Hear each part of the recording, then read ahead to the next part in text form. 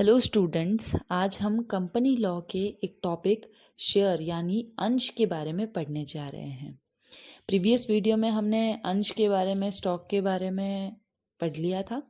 आज हम पढ़ेंगे voting rights of share holder और मेंबर्स, अंशधारियों या सदस्यों के मताधिकार के बारे में। के राइट्स क्या होते हैं? दो राइट्स है इनके पास, शेयर होल्डर के पास।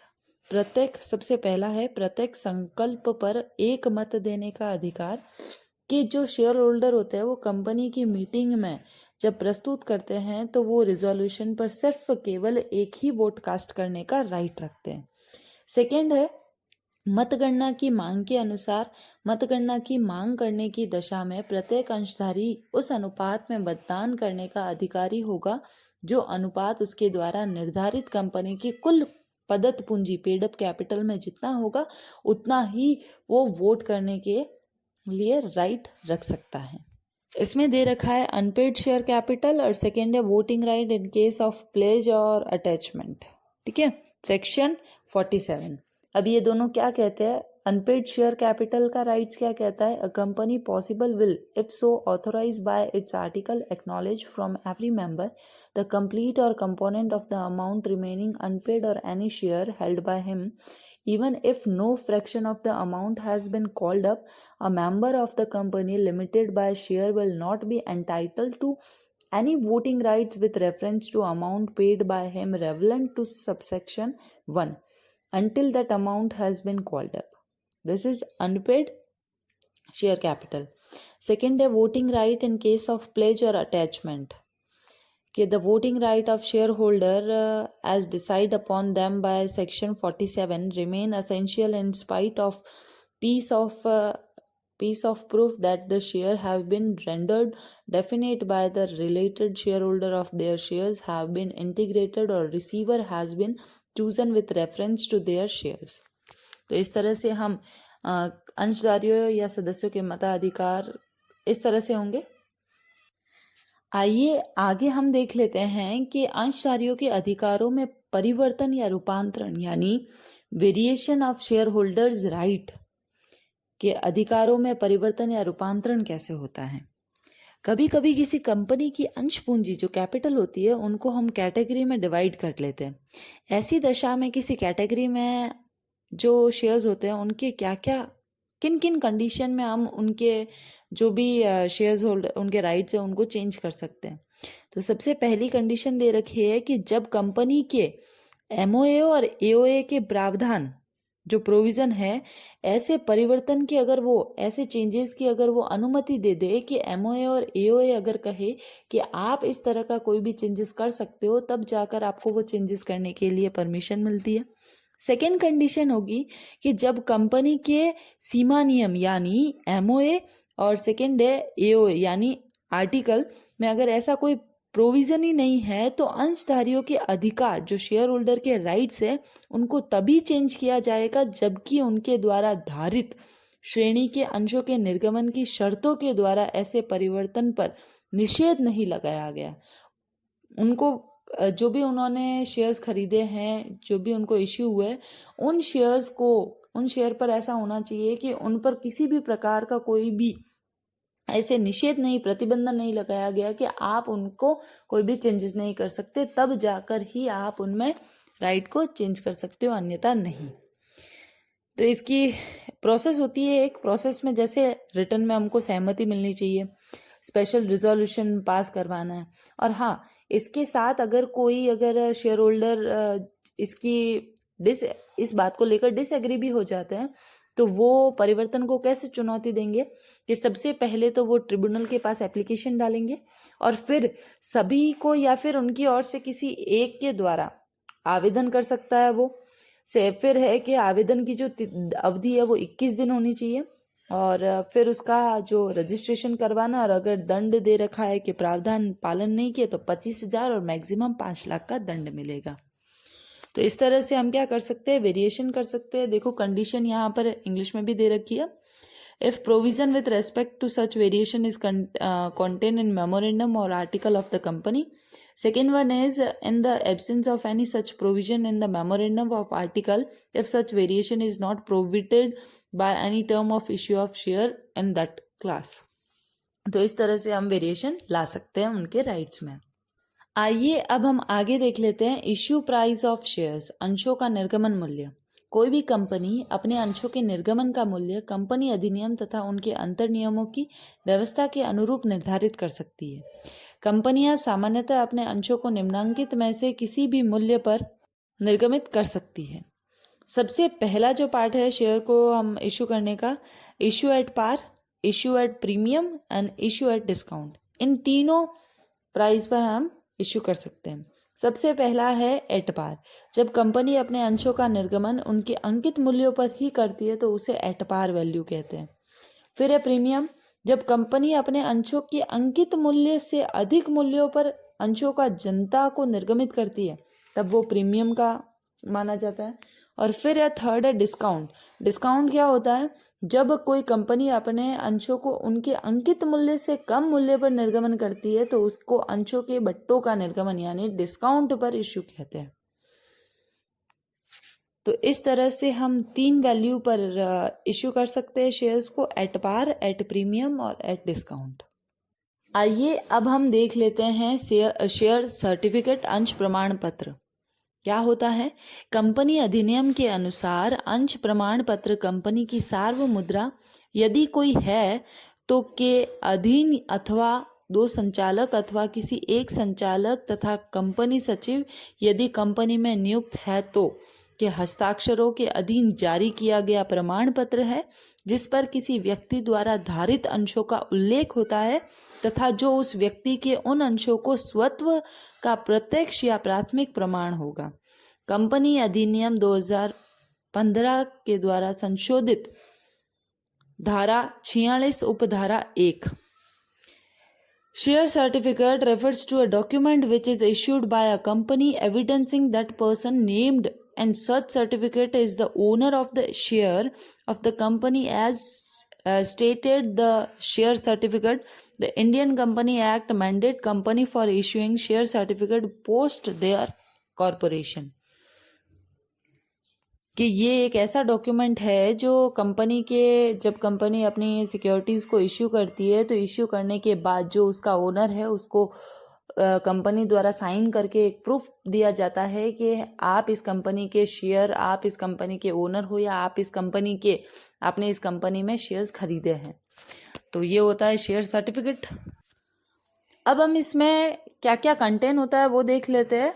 सबसे पहला, detail to be provide in share certificate. Second है time frame for issuing share certificate. फिर a procedure for issuing share certificate, board meeting and allotment of shares, registered of members, preparing and printing share certificate, intimation and dispatch of share certificate and penalty for breach in issuance of share certificates. तो इस पूरे share certificate में देखो time frame होता है, procedure होता है, board meeting and allotment होता है, रजिस्टर्ड ऑफ मेंबर्स होते हैं, प्रोसीड्यूर होता है, डिटेल्स होती है कि किस तरह से हमने शेयर को हमने इशू किया है, वो सारी चीज़ें इस कंटेंट में आती है। अब देख लेते हैं कि details to be provide in a share certificate. Every share certificate issue in India should contain to the below mentioned name of the issuing company, CIN number, corporate identification number of such company, address of the company, registered office का होना चाहिए, फिर name of the owner of such shares, shares के owner का नाम होना चाहिए, folio numbers होने चाहिए, नंबर ऑफ शेयर कितने हैं रिप्रेजेंट करता है वो लिखने चाहिए, फिर an amount which is paid on such shares होने चाहिए, distinct number of the shares. ये सारी चीज़ें एक शेयर सर्टिफिकेट में होनी ज़रूरी है। आइए अब हम देख लेते हैं कि प्रोसीड्यूर क्या रहती है। Procedure for issuing share certificate, 3 process में 3 स्टेप है। Board meeting and allotment of shares, सबसे पहले बोर्ड मीटिंग बुलानी है, फिर अलॉटमेंट करना है शेयर्स का, उसके बाद रजिस्टर्ड ऑफ मेंबर्स, फिर है preparing and printing share certificate. तो ये तीनों स्टेप्स प्रोसीड्यूर में आते हैं। अब हम देख लेते हैं कि शेयर सर्टिफिकेट जब हम इश्यू करते हैं तो उसके क्या क्या प्रभाव, इफेक्ट्स क्या क्या हो सकते हैं। कि एक कंपनी अधिनियम में अंश प्रमाण पत्र के उद्देश्य और प्रभाव के संबंध में स्पष्ट रूप से लिखा है कि अंश प्रमाण पत्र कंपनी की सार्वभौम मुद्रा के अधीन जारी किया गया प्रलेख है, जिसमें किसी व्यक्ति द्वारा धारित अंशों का उल्लेख होता है, जो उन अंशों पर उस व्यक्ति के स्वत्व का प्रत्यक्ष प्रमाण होता है। तो इस तरह से इसके क्या क्या प्रभाव होते हैं वो हम देख लेते हैं। सबसे पहला, estoppel as to the title to share, स्वामित्व संबंधित विबंधन। अंश प्रमाण पत्र अंशों के स्वामित्व का प्राथमिक प्रमाण है। कोई भी बाहरी व्यक्ति ये मानने के लिए स्वतंत्र है कि अंश प्रमाण पत्र में उल्लेखित नाम का व्यक्ति उसमें लिखे गए शेयर अंशों का धारक है। यदि ऐसा व्यक्ति कपट द्वारा अंश प्रमाण पत्र प्राप्त कर लेता है तो भी बाहरी पक्षकार उसे सद्भाव रखते हुए कंपनी का अंशधारी मान सकते हैं। यदि कोई व्यक्ति किसी ऐसे अंश प्रमाण पत्र धारी से अंश खरीद लेता है जिसने कपट या जालसाजी के आधार पर अंश प्रमाण पत्र प्राप्त किया है, तो भी वह क्रेता कंपनी के विरुद्ध अच्छा अधिकार प्राप्त कर लेगा। तो इस बात से ये सिद्ध होता है कि वास्तविक स्वामी इन अंशों पर अपना अधिकार सिद्ध करता है और कंपनी उस वास्तविक स्वामी को ही अंशधारी या कंपनी का सदस्य मान सकती है। विबंधन का सिद्धांत तभी लागू होगा जब कंपनी की ओर से अधिकृत व्यक्ति द्वारा अंश प्रमाण पत्र जारी किया गया है, किंतु यदि कंपनी का कोई अधिकारी स्वयं जालसाजी कर अंश प्रमाण पत्र जारी करता है तो ये विबंधन का सिद्धांत लागू नहीं होता है।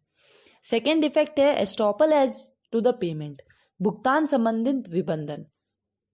अंश प्रमाण पत्र का दूसरा जो प्रभाव है वो भुगतान संबंधित है।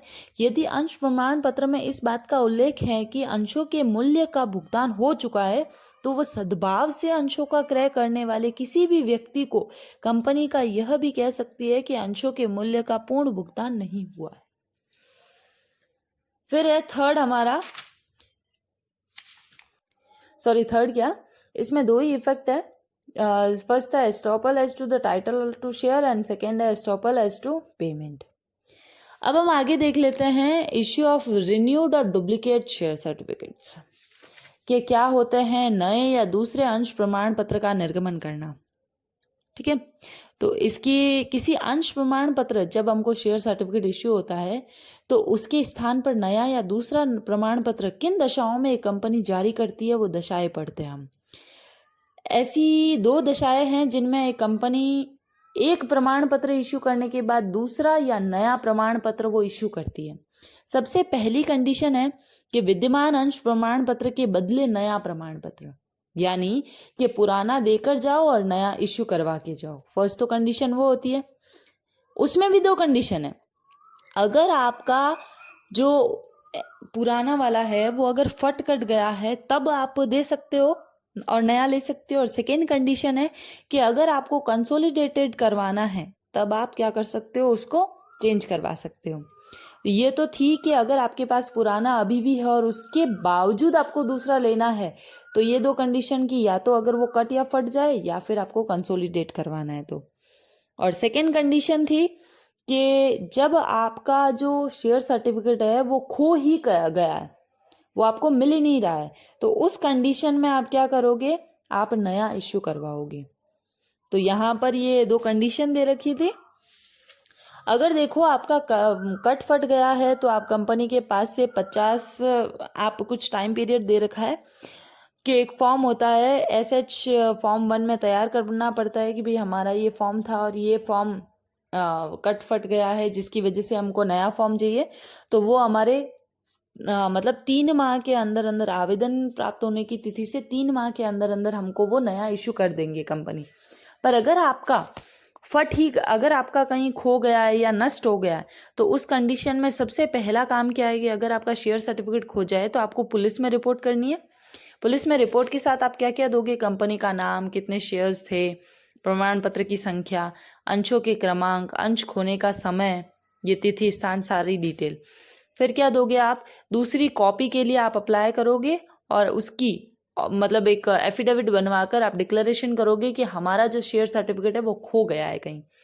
फिर है कि क्षतिपूर्ति बंधक पत्र लिखना होगा जिसमें ये लिखना होगा कि हमारा जो पत्र है, जो प्रमाण पत्र है वो कहीं खो सा गया है। फिर है कि कुछ प्रमाण पत्र के शुल्क और खर्चे होते हैं वो जमा करवाने पड़ते हैं जिसको आउट ऑफ पॉकेट एक्सपेंस बोलते हैं। तो वो छुटपुट खर्चों के लिए पहले पैसा जमा करवाना पड़ता है, उसके बाद स्टॉक एक्सचेंज में इंफॉर्मेशन देनी होती है, फिर पब्लिकली उसको पब्लिश करवाओ, फिर आप क्या करोगे उसको कि जनता से प्राप्त आपत्तियों पर ध्यान देना है कि किसी को कोई ऑब्जेक्शन तो नहीं है, फिर उसकी दूसरी प्रति तैयार करवाओ और उसको प्रमाण पत्र की सुपुर्दगी मिल जाती है। वो भी कब? जब आपने एप्लीकेशन डाला है उसके 3 महीने के अंदर अंदर। तो ये था आपका कि जब आपका एक प्रमाण पत्र आपको कंपनी ने इश्यू कर दिया है शेयर सर्टिफिकेट, तो उसके बावजूद दूसरा प्रमाण पत्र किन कंडीशन में वो देगा। 2 कंडीशन बताई अभी मैंने। 2 कंडीशन कौन सी थी? सबसे पहली थी कि आपकी अगर कट या अगर आपके पास पुराना है और पुराना ले जाकर आप नया इश्यू करवा रहे हो, तो उसमें भी 2 कंडीशन थी कि अगर पुराना फट जाए तो फटा हुआ ले जाकर आप चेंज करवा सकते हो, और सेकेंड थी कि अगर आपको कंसोलिडेट करवाना है तो। एंड सेकेंड कंडीशन जो मेजर थी वो क्या थी कि अगर आपका कहीं खो गया है तो आप नया ले सकते हो। तो इस तरह से ये हमने शेयर्स के बारे में पढ़ा आज। तो आज की क्लास हम यहीं ख़त्म करते हैं। Thank you.